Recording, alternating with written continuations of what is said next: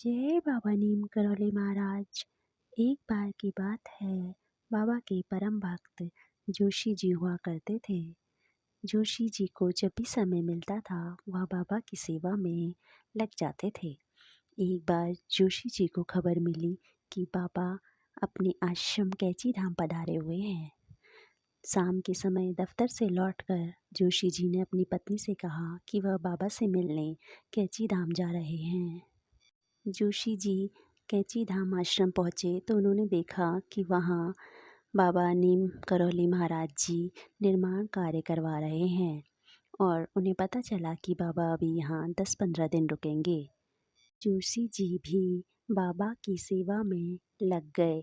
ऐसे ही दिन प्रतिदिन वक्त गुजरता गया और 10-15 दिन गुजर गए। उधर जोशी जी के दफ्तर वालों को फ़िक्र होने लगी और उनकी पत्नी को भी बहुत फ़िक्र होने लगी।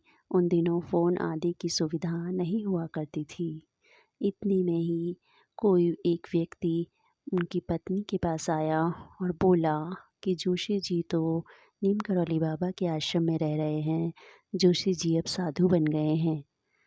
उधर बाबा नीम करौली महाराज भी जोशी जी की सेवा भाव को देखकर सोच में पड़ गए थे।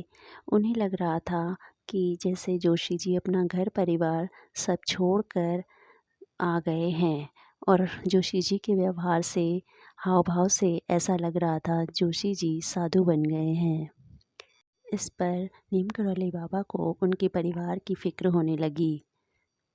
दूसरे दिन बाबा नीम करौली महाराज जी जोशी जी के परिवार में से मिलने पहुंच गए। जोशी जी की पत्नी ने उनका स्वागत किया और उन्हें जलपान आदि कराया। मुस्कुराते हुए बाबा बोले, तू फिक्र मत कर, तुझे क्या लगता है कि जोशी साधु बन गया है? वह साधु नहीं बना है। यह सुनकर उनकी पत्नी मुस्कुराई और समझ गई कि बाबा कभी झूठ नहीं बोलते, उनके पति जरूर आ जाएंगे वापस। अगले ही दिन बाबा नीम करौली महाराज आश्रम पहुँचे और उन्होंने जोशी जी को समझा बुझाकर वापस भेज दिया और जोशी जी अपने घर वापस चले गए। इस प्रकार इतनी सरल और सहज संत थे बाबा नीम करौली महाराज। दूसरों के परिवारों की फ़िक्र, बच्चों की फ़िक्र करते थे और अपने भक्त को बड़े प्रेम से समझाते थे। जय बाबा नीम करौली महाराज। आपको अगर बाबा नीम करौली महाराज की कहानी अच्छी लगी तो चैनल को सब्सक्राइब करिए, लाइक, कमेंट और शेयर करिए।